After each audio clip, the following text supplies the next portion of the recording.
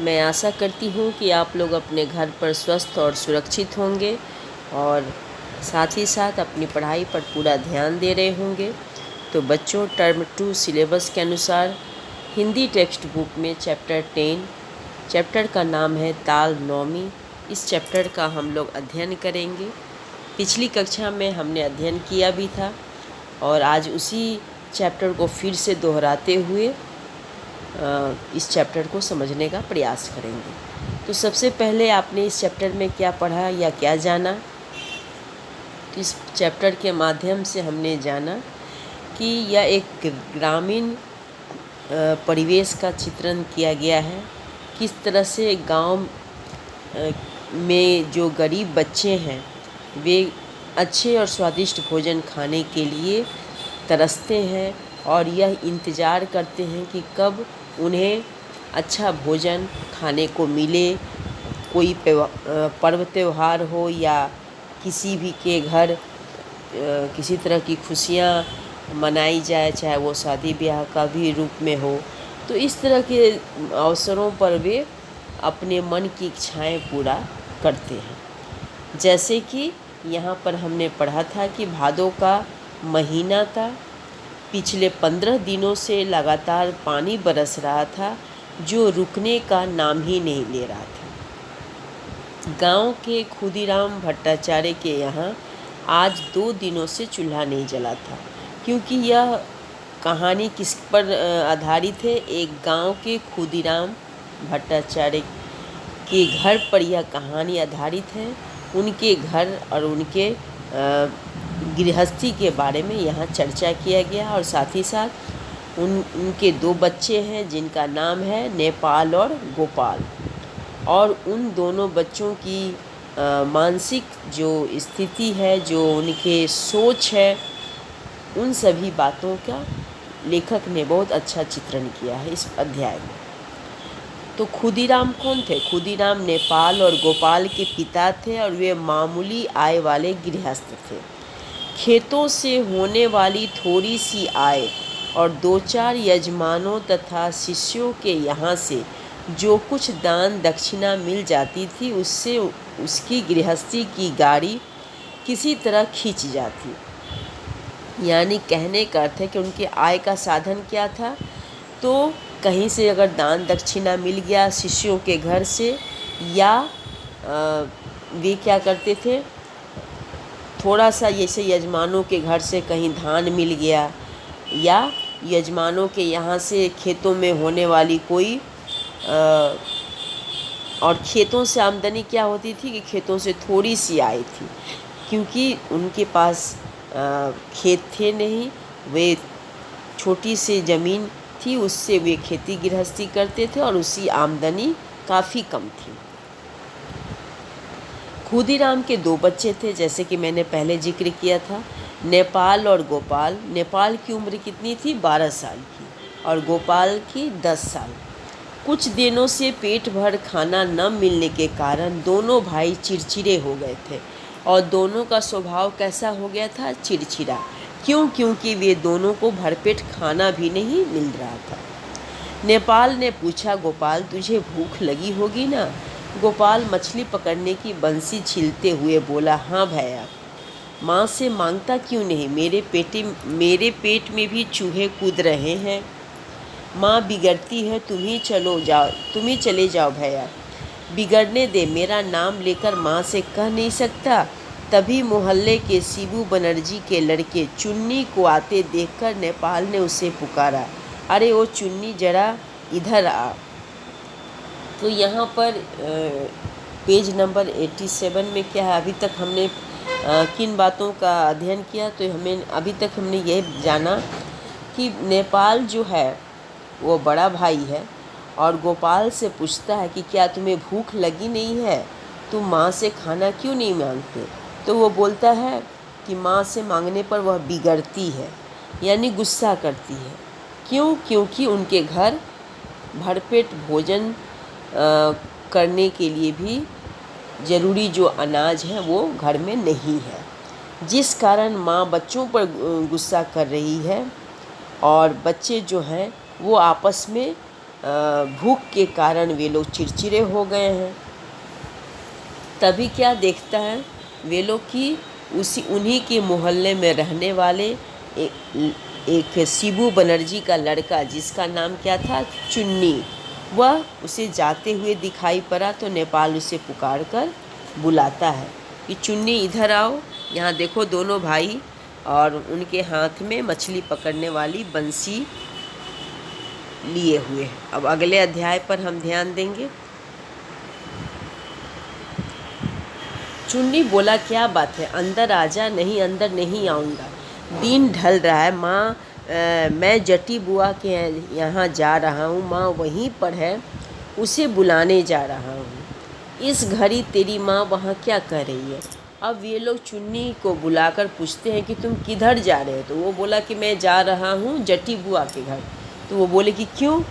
तो बताया कि मैं अपनी माँ को बुलाने जा रहा हूँ। तो बोला कि माँ को क्यों बुलाने जा रहे हो? क्योंकि मेरी माँ जो है वो जटी बुआ के घर दाल दलने गई है। और क्यों दलने गई है? क्योंकि उनके घर मंगलवार को ताल नौमी का व्रत है, उनके घर में दावत होगी। और यह बात किसने बताई? चुन्नी ने, नेपाल और गोपाल को। तुझे पता नहीं, हमारे घर के सभी लोगों को न्योता दिया गया है, गांव के और लोगों को भी बुलाएंगे, हमें भी बुलाएंगे। और तब चुन्नी बता रहा है कि तुम्हें इस बात का पता नहीं है, हम लोगों के घर तो वह न्योता दी है कि मंगलवार के घर दावत है उनके घर। जब सभी को न्योता दे रहे हैं तो तुम्ही को क्यों छोड़ देंगे? चुन्नी के चले जाने के बाद नेपाल अपने छोटे भाई से कहा, आज कौन सा दिन है तुझे पता है? शायद शुक्रवार, मंगलवार को दावत है। गोपाल ने कहा, कितना मज़ा आएगा ना, है ना भैया? तू चुप रह, तुझे अकल वकल नहीं है। ताल नौमी के व्रत के दिन ताड़ के बड़े बनते हैं, तुझे पता है? गोपाल को यह पता नहीं था, लेकिन बड़े भाई से यह जानकारी पाकर वह खुश हो गया। अगर यह सच है तब जल्दी ही बढ़िया पकवान खाने को मिलेंगे, इसमें देर नहीं थी। अब इधर बच्चे जो है वो यह बात सोच सोच कर खुश हुए जा रहे हैं कि जटी बुआ के घर मंगलवार को दावत है तो वे हम लोगों को ज़रूर बुलाएंगी। जबकि यह जो सच्चाई जो थी वो बिल्कुल अलग थी। पूरे गांव में न्योता दी गई थी, लेकिन नेपाल और गोपाल के घर न्योता नहीं गया था। तो जिस कारण वे लोग मन ही मन ये भी सोच रहे थे कि अभी समय है, हो सकता है अभी बुलाएंगी, लेकिन उनके घर अभी तक जटी बुआ के घर से न्योता नहीं आया था। जटी बुआ का घर पास में ही पड़ता है। नेपाल ने कहा, तू यहाँ ठहर, मैं ज़रा अंदर जाकर पता कर आऊँ, उनके यहाँ तार की ज़रूरत तो होगी ही, शायद वे लोग घास तोड़ खरीद लें। उस गांव के तार के पेड़ नहीं थे, उस गांव में तार के पेड़ नहीं थे। आगे के मैदान में एक बहुत बड़ी तार दीघी थी। नेपाल वहाँ से ज़मीन पर गिरे तार बटोर कर गाँव में लाकर बेचता था। यानी तार दीघी तालाब, और वहाँ पर तार के बड़े बड़े पेड़ थे, तालाब था यानी दलदल जैसा था, कीचड़ से भरा हुआ, और वहाँ से वह नेपाल जो है तार को बटोर कर गांव में लाकर बेचता था। जटी बुआ सामने ही खड़ी थी। बुआ ने पूछा, क्या है रे, तुम्हें तार की ज़रूरत है बुआ? हाँ है, तो इसी मंगलवार को ज़रूरत पड़ेगी। तभी गोपाल भी अपने भाई के पीछे आकर खड़ा हो गया। जटी बुआ ने पूछा, पीछे कौन खड़ा है रे? गोपाल, शाम के वक्त तुम दोनों भाई कहाँ गए थे? गोपाल ने लजाते हुए कहा, मछली पकड़ने। मिली। और इस तरह यहाँ पर देखो, ये जटी बुआ जो है वो बातें कर रही हैं नेपाल से। तो इस तरह से नेपाल जो है वो जाकर जटी बुआ के घर पूछने गया। किस लिए गया है? पूछने कि क्या आपको तार की ज़रूरत है? तो वह बोलती भी है कि हाँ मंगलवार को तो ज़रूरत पड़ेगी, लेकिन फिर भी वह उन लोगों को खाने की दावत नहीं दे रही है, और ना इस बात के लिए वे इन बात पर का कोई जिक्र ही की उन लोगों के सामने। सिर्फ वो तार के बारे में बताई कि हाँ मुझे ज़रूरत है, और जो बच्चे पूछे उस प्रश्न का वो जवाब दी। लेकिन बच्चों के मन में तो उत्सुकता कुछ और थी। वे तो यह जानना चाहते थे जटी बुआ के मुख से कि वे बोले कि हाँ तुम लोगों को मंगलवार के दिन हमारे घर आना है, हमारे घर दावत है। तो लेकिन जटी बुआ ने ऐसा कुछ नहीं कहा। वो कुछ और ही बातें बच्चों के सामने रखने लगी और उनसे बातें करने लगी। अब आगे देखते हैं, पेज नंबर 89 निकालो।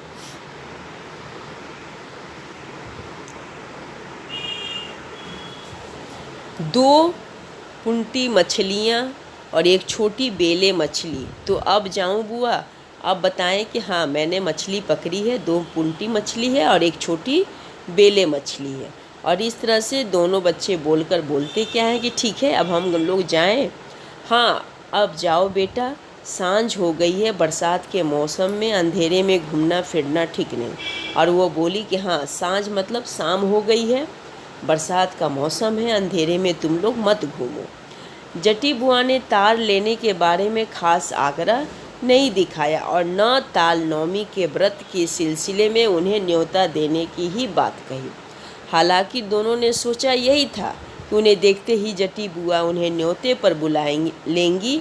बाहर निकलते निकलते नेपाल ने एक बार फिर पीछे मुड़कर पूछा, तो आप तार लेंगी ना? तार? हाँ ठीक है दे जाना, मगर पैसे के कितने तार दोगे? पैसे के 2 देता हूँ, जब आप ले रही हैं तो पैसे के 3 ले लीजिएगा। बढ़िया काले पके तार ही लाऊंगा, आप निश्चिंत रहें। गोपाल ने घर से निकलते ही अपने भाई से पूछा, भैया इनके यहाँ तार कब दोगे? कल? और इस तरह से बच्चे जो हैं एक बार उनके घर जाकर पूछे, किसके घर? जटी बुआ के घर, कि आपको तार की आवश्यकता है? वे बोली कि हाँ आवश्यकता है मंगलवार के दिन। लेकिन वो ये उनके मुख से बच्चे नहीं सुन पाए कि नेपाल और गोपाल तुम लोग हमारे घर दावत पर आ रहा है। उनके मुख से उन्होंने ये बात नहीं सुनी। फिर बच्चे जो हैं वो दोबारा अब ये सोच रहे थे कि ठीक है अब अगर हम लोग तार लेकर जाएंगे उनके घर देने के लिए तो शायद वो हमें बुला ले, शायद हमें वो मंगलवार के दिन न्योता दे दे।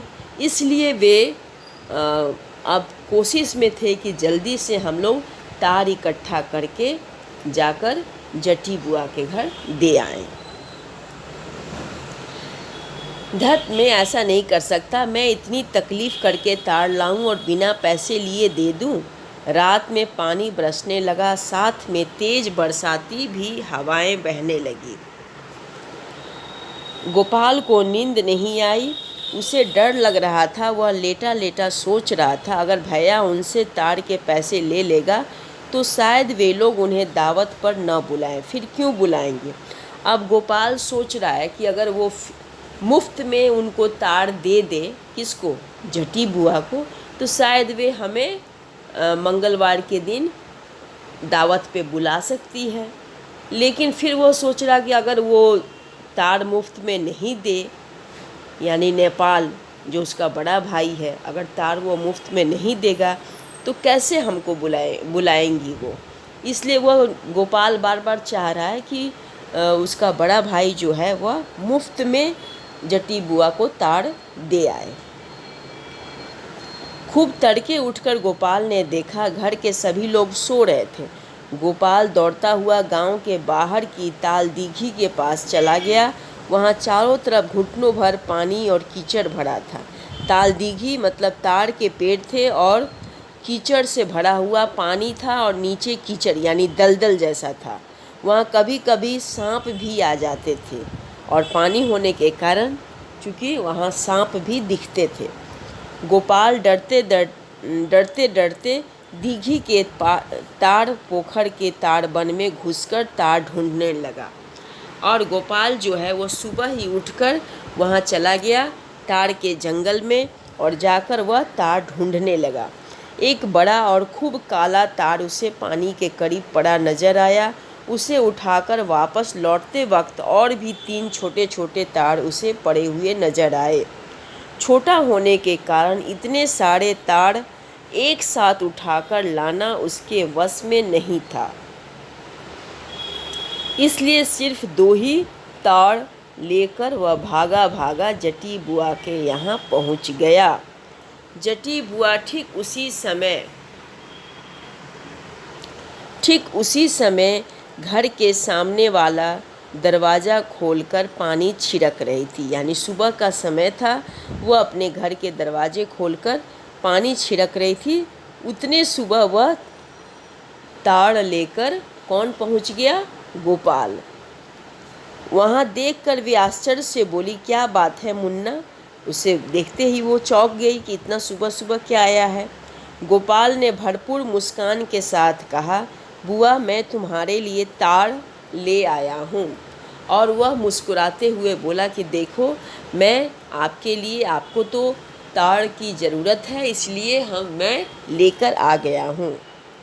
जटी बुआ ने उससे वे दोनों ताड़ ले लिए और बिना कुछ कहे अंदर चली गई। गोपाल ने सोचा कि एक बार पूछ ले कि ताल नौमी कब है, मगर उसकी हिम्मत नहीं पड़ी और जटी बुआ जो है उसके लाए हुए ताड़ को लेकर वो घर के अंदर चली गई। और इधर गोपाल सोच रहा है कि वो उनसे पूछे कि ताल नौमी का व्रत कब है, लेकिन वह उनसे पूछ ही नहीं पाया। क्योंकि वह वापस बाहर नहीं आई और दूसरी बात उसकी हिम्मत भी नहीं पड़ी कि वह यह बात उनसे पूछे। अब अगले अध्याय में देखो। दिन भर गोपाल का यह हाल रहा कि खेलते खेलते भी उसका मन कहीं और चला जाता था। बांस के पेड़ बरसाती हवा के झोंके से दोहरे हुए जा रहे थे। बकुल तला के पोखर में मेढकों का झुंड रह रहकर टड़ा रहा था। यानी आवाज़ें, मेढक जो टर की आवाज़ें करते हैं वे कर रहे थे। बरसात का मौसम था। गोपाल ने पूछा, माँ आजकल मेढक पहले जैसे क्यों नहीं टर्राते? माँ बोली, वे ताज़ा पानी में खुश होकर टर्राते हैं, बासी पानी में उन्हें उतना मज़ा नहीं आता। यानी कहने का अर्थ है कि मेढक जो हैं वो बरसात के ताज़े पानियों में ज़्यादा बोलते हैं।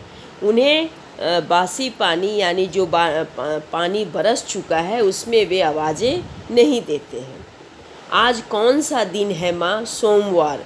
मगर तुझे क्या, मंगलवार को ताल नौमी है ना माँ? तब वह बोलता है कि माँ मंगलवार को तो ताल नौमी का व्रत है। तो उसकी माँ बोली, हाँ शायद ठीक बता नहीं सकती, खुद की हाड़ी में भात नहीं जुड़ता, ताल नौमी के बारे में जानकर मैं क्या करूँगी। वह बोलती क्या है कि खुद जब हमारे घर में खाने के लिए भोजन नहीं जुट पा रहा है तो मैं ताल नौमी के व्रत के बारे में क्या जानती हूँ, मैं क्या बता सकती हूँ। शायद पूरा दिन बीत गया। नेपाल ने शाम के वक्त उससे पूछा, तू आज जटी बुआ के घर में ताड़ देने गया था? तुझे ताड़ कहाँ से मिले? मैं ताड़ लेकर पहुँचा तो जटी बुआ बोली, गोपाल आकर ताड़ दे गया। अब जो नेपाल है वह अपने भाई से पूछता है कि मेरे जटी बुआ के घर जाने से पहले ही तुम जाकर ताड़ देकर आ गए, पैसे भी नहीं लिए, तुझे मुफ्त में ताड़ देने की क्या ज़रूरत थी? अगर हमें एक पैसा मिल जाता तो उससे हम दोनों भाई लाई खरीद कर खा सकते थे। अब वह बोलता क्या है नेपाल कि तुमने मुफ्त में ताड़ क्यों दिए? ये अगर हमें एक पैसे मिल जाते तो उन पैसों से हम लोग लाई खरीद कर खा तो सकते थे, पेट तो भर सकते थे। देखना भैया, हमें भी न्योता मिलेगा, कल ही ताल नौमी है। अब गोपाल बोलता है क्योंकि वो आस लगाए हैं कि जटी बुआ के घर से न्योता आएगा, तो वह बोला कि देखना भैया, कल हम लोगों को भी न्योता मिलेगा। और यह सोचकर वो मुफ्त में ताड़ जटी बुआ के घर दिया कि शायद वो हमें बुलाएं। दावत पर। वह तो ऐसे भी मिलेगा, पैसा लेने पर भी न्योता मिलता है, तू बिल्कुल बुद्धू है। तब वो उसका बड़ा भाई बोलता है कि ये कोई ज़रूरी है कि तुम मुफ्त में तार दोगे तभी न्योता मिलेगा? अगर वो देंगी तो है वो ऐसे भी दे सकती हैं। अच्छा भैया, कल ही मंगलवार है ना? रात में खिड़की से बाहर देखते हुए वह एक ही बात सोच रहा था कि कल सुबह होगी, कितने देर बाद यह रात खत्म होगी। अब गोपाल जो है वो बार बार इसी कल्पना में डूबा था कि कब यह रात खत्म होगी और जल्दी सुबह आए, ताकि मंगलवार का दिन आए और हमें वह अच्छे स्वादिष्ट पकवान खाने को मिले।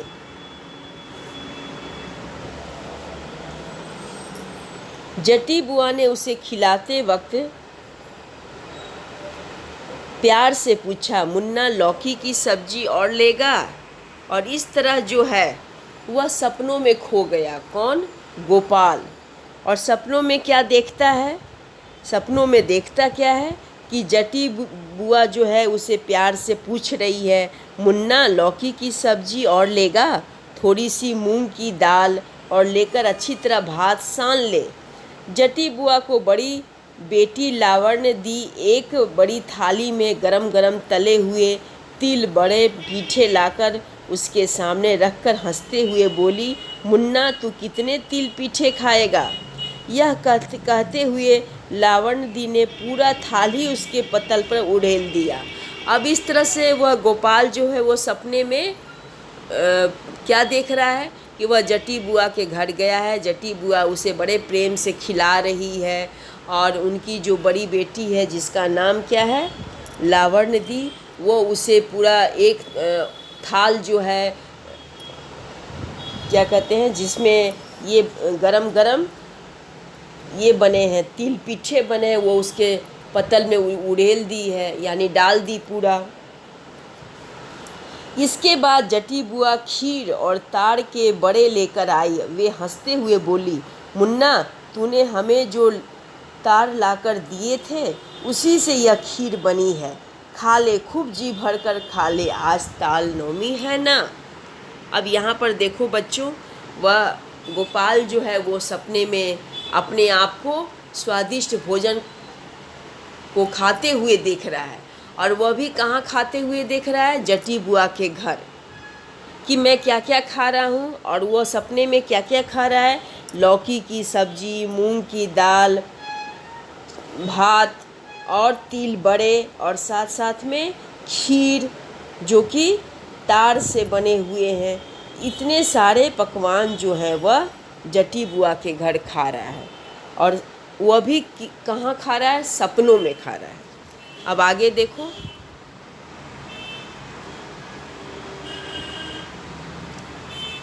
गोपाल का मन खुशी और आनंद से नाच उठा। वह बैठा बैठा बस खाए ही जा रहा था, उठने का नाम नहीं ले रहा था।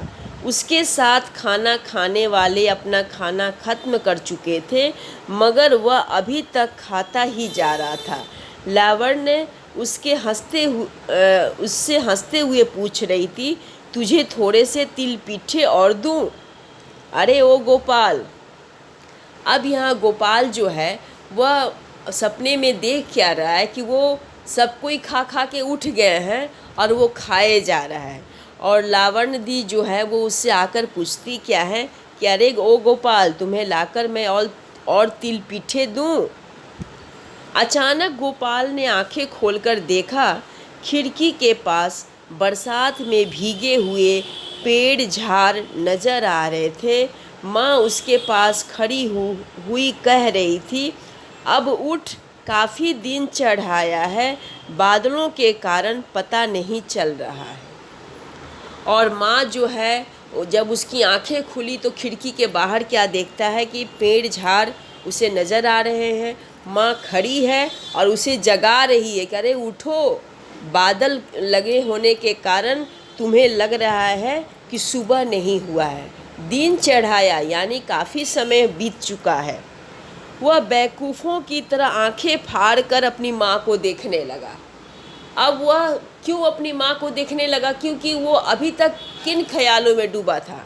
तो अभी तक वह जटी बुआ के घर स्वादिष्ट भोजन के खाने के ख्यालों में डूबा था, लेकिन अचानक जब उसकी नींद खुली तो देखता क्या है कि उसकी माँ उस पर चिल्ला रही है, उसको जगा रही है कि अरे उठो, कितना सोओगे, दिन चढ़ आया है और बादल लगे हैं जिस कारण तुम्हें लग रहा है कि सवेरा नहीं हुआ है। और यह सब देखकर वह बिल्कुल आश्चर्य में पड़ गया। माँ, आज कौन सा दिन है? मंगलवार। और तब वह माँ से पूछता है कि माँ आज कौन सा दिन है? तो माँ बताती है मंगलवार। हाँ, आज ही तो ताल नौमी है। नींद में वह न जाने कैसे उलूल जुलूल सपने देख रहा था। तब वह बोलता, हाँ आज ही तो ताल नौमी का व्रत है। दिन और भी चढ़ गया था, हालांकि बदली बारिश का दिन होने से वक्त का ठीक से पता नहीं चल रहा था। यानी बादल लगे हुए थे आकाश में, जिस कारण समय का पता नहीं चल रहा था। गोपाल अपने मकान के दरवाजे के बाहर लकड़ी के कुंदे पर आसन जमाकर बैठ गया।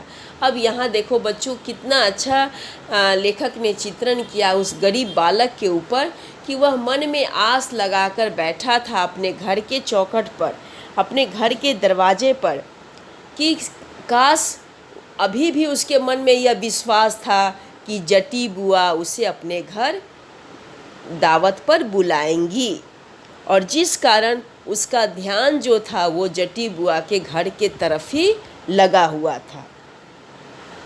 पानी बरसना बंद हो चुका था, मगर आसमान में घने बादल छाए हुए थे। पानी बंद हो चुका था लेकिन बादल जो थे वो अभी भी छाए हुए थे। गोपाल आस लगाए बैठा रहा, सोच रहा था जटी बुआ के घर से कोई न्योता देने क्यों नहीं आया। और वह इस सोच में पड़ा था कि गांव में सभी के घर वह न्योता दी, लेकिन उसके घर न्योता क्यों नहीं दी।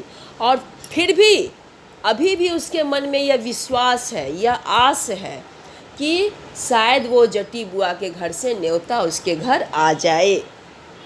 दिन काफ़ी चढ़ जाने के बाद उसके मोहल्ले के जग बंधु चक्रवर्ती अपने बाल बच्चों को लेकर सामने की सड़क से गुजरते हुए नजर आए। अब दिन जो है वो काफ़ी चढ़ चुका था, यानी समय काफ़ी बीत चुका था, और उसी के मोहल्ले के जगबंधु यानी उसके पड़ोसी, जिसका नाम था जगबंधु चक्रवर्ती, वे अपने बाल बच्चों को लेकर सामने की सड़क से गुजरते हुए उसे दिखे। किसे? गोपाल को। उनके पीछे राखाल राय और उनका बेटा सोनू था। और उनके पीछे कौन था? तो उनके पीछे राखाल राय और उनका बेटा सोनू, यानी गांव के जितने लोग थे वे एक एक करके जटी बुआ के घर जा रहे थे। उसके पीछे कालीवर बनर्जी का बड़ा बेटा पांचू और दूसरे मोहल्ले का हरेन, यानी गांव के ये सभी लोगों का नाम यहाँ उल्लेख किया जा रहा है। वे सभी जो है वो एक एक करके सड़क की तरफ जाते हुए, यानी जटी बुआ के घर के तरफ जाते हुए दिखाई दे रहे थे। किसे? गोपाल को। गोपाल ने सोचा ये लोग कहाँ जा रहे हैं। उनके चले जाने के थोड़ी देर बाद बूढ़े नवीन भट्टाचार्य और उनका छोटा भाई दीनू अपने साथ बाल बच्चों को लेकर जाते हुए नजर आए। और फिर उनके बाद दीनू भट्टाचार्य जो थे वे अपने बच्चे और अपने छोटे भाई के साथ जा रहे थे। दीनू भट्टाचार्य का बेटा कूड़ोराम उसे देखकर बोला, तू यहाँ चुपचाप बैठा क्यों है रे? नहीं जाएगा? तुम लोग कहाँ जा रहे हो? और उसे क्या मालूम था, कूड़ोराम को क्या पता था कि गोपाल को नहीं बुलाया गया है, यानी गोपाल को न्योता नहीं मिला है जटी बुआ के घर। वो उससे पूछता क्या है कि अरे तुम यहाँ चुपचाप क्यों बैठे हो, तुम क्यों नहीं जा रहे हो? तब वह पूछता है कि कहाँ जाना है, तुम लोग कहाँ जा रहे हो? तब वह पूछ रहा, कौन पूछ रहा? गोपाल कूड़ोराम से, कह रहे तुम कहाँ जा रहे हो? तो वह बताता है जटी बुआ के घर तालनौमी के न्योते पर, वह बोला कि आज जटी बुआ के घर तालनौमी के न्योते पर हम लोग जा रहे हैं। तुम लोगों को न्योता नहीं मिला? वैसे भी उन्होंने कुछ गिने चुने लोगों को ही बुलाया है, सभी को न्योता नहीं दिया है। तब वह कुरोराम क्या बोलता है कि देखो, वो सभी को न्योता नहीं दी है, गिने चुने लोगों को ही वह अपने घर दावत पर बुलाई है। गोपाल अचानक गुस्से और अभिमान से बौखला उठा। यानी गोपाल जब उसकी बातें सुना तो वो काफ़ी क्रोधित हो उठा। वह गुस्से में उठकर खड़ा हो गया, बोला, वे हमें न्योता क्यों नहीं देंगे? सिर्फ तुम ही को देंगे? हमें भी ज़रूर बुलाएंगे, हम थोड़ी देर बाद जाएंगे। अब यहाँ पर देखो बच्चों कि किस तरह से वह बालक का जो मन, बच्चा है, वो छोटा बच्चा, उसके मन में अभी भी यह विश्वास है कि नहीं, हमें जटी बुआ ज़रूर बुलाएंगी। वह उसका मन यह मानने को तैयार नहीं था कि जटी बुआ उसे नहीं बुलाएंगी। क्यों? क्योंकि उसने मुफ्त में उनको तार देकर आया था, ये सोचकर कि तालनौमी का व्रत है। उनके मन में कहीं ना कहीं अगर हमारे प्रति प्रेम होगा तो हमें खाने के लिए ज़रूर बुलाएंगे। उसे खिजने वाली कौन सी बात है? उसने कह दी थी। इसे न समझ पाकर कुरोराम ने हैरानी से कहा, अरे वाह, तू इतना भड़क क्यों गया? बात क्या है? तब वह बोलता क्या है कि अरे, इसमें इतना गुस्सा होने की क्या बात है? कौन बोला? कुरोराम बोला। किससे बोला? गोपाल से। कितना क्रोधित क्यों हो रहे मेरे बात पर? अब आगे देखो, यहाँ पर देखो गोपाल का ये मायूस सा चेहरा, उदास चेहरा, जो कि रो रहा है बैठे बैठे यह दृश्य देखकर कि गांव के लोग एक एक करके जटी बुआ के घर जा रहे हैं और खा कर वे लोग दावत खाकर वापस अपने घर की ओर जा रहे हैं, और गोपाल चुपचाप मायूस बैठा हुआ, वह यह मन में आस लगाए बैठा था कि शायद जटी बुआ उसे बुला ले, और अभी भी उसके मन में यह विश्वास है यह कि उसके जटी बुआ उसे ज़रूर बुलाएंगी। उसके चले जाने के बाद गोपाल की आंखें भर आई। यानी गोपाल जो है वह रोने लगा। शायद इस दुनिया का अन्याय देखकर वह कई दिनों से इंतज़ार में बैठा था। यानी वह इस दुनिया का अन्याय कि जो अमीर लोग हैं वे अपनी सारी खुशियाँ मनाते हैं, सभी अपने ज़रूरत की चीज़ें पूरा करते हैं, और जो गरीब वर्ग के लोग रहते हैं, जो गरीब वर्ग के बच्चे होते हैं, उनकी खुशियों पर कोई ध्यान नहीं देता है। उनके अंदर जो भावनाएं हैं, वो जो उनके अंदर उठी भावनाएं होती है, उनको कोई समझ नहीं पाता है, जिसका चित्रण इस पाठ में विभूति भूषण बंदोपाध्याय ने बड़े अच्छे ढंग से किया है कि किस तरह से अमीर वर्ग गरीब वर्ग को अनदेखा करता है, नज़रअंदाज करता है। सिर्फ वो अपना काम निकालता है और उसको अपने बराबरी का न समझकर उसे अपने घर नहीं बुलाता है और न अपनी खुशियों में उसे शरीक करता है। लेकिन वह बस इंतज़ार ही करता रह गया। आंसुओं से धुंधली उसकी नज़र के सामने उसी के मोहल्ले के हारू, हितेन, देवेन, गुटके अपने अपने पिता और चाचा के साथ एक एक करके उसके घर के सामने से होते हुए जटी बुआ के घर की ओर चले गए। और इस तरह से बच्चों आपने क्या जाना? तो हमने यही जाना कि जटी बुआ के घर जो जाने वाले व्यक्ति थे वे सभी उनके बराबरी के थे, वे सभी उनके साथ उठते बैठते थे, जिस कारण जटी बुआ ने उनको अपने घर दावत पे बुलाई थी। और नेपाल और गोपाल जो कि गरीब वर्ग परिवार से आते थे, तो जिस कारण उनके घर दावत यानी उनके घर किसी प्रकार का दावत के लिए न्योता नहीं गया, यानी उनको नहीं बुलाया गया। क्यों? क्योंकि वे गरीब थे और गरीब होने के कारण जट्टी बुआ ने उन्हें अपनी खुशियों में उन्हें शरीक नहीं किया, उन्हें अपनी खुशियों में उन्हें शामिल नहीं किया।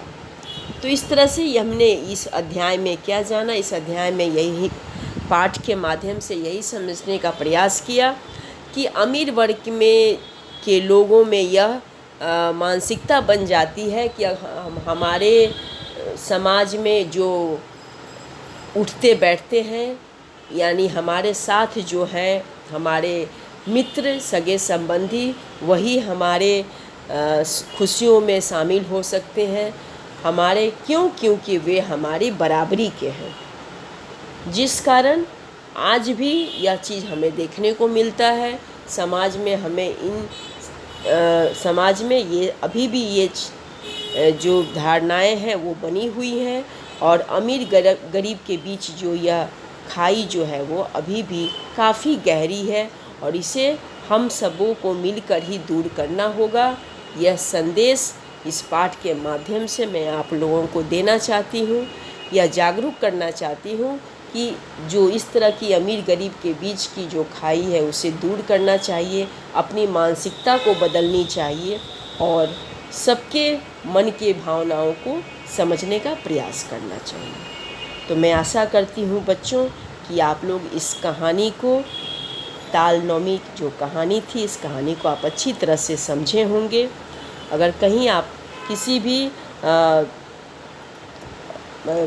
पंक्ति हो या शब्द हो या वाक्य जो आपको समझ में न आया हो या किसी प्रकार की कोई दुविधा हो तो आप मुझसे लाइव क्लासेस में पूछ सकते हो।